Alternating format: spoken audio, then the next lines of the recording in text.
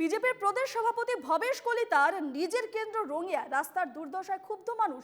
রাস্তার কাদায় ধান রোপণ করে প্রতিবাদ স্থানীয় বাসিন্দাদের। যে ছবি দেখতে পাচ্ছেন একেবারে বিধ্বস্ত সেই রাস্তা এবং এই রাস্তার ওপর ধানের চারা রোপণ করে মহিলারা, সেই ছবি আপনারা দেখতে পাচ্ছেন।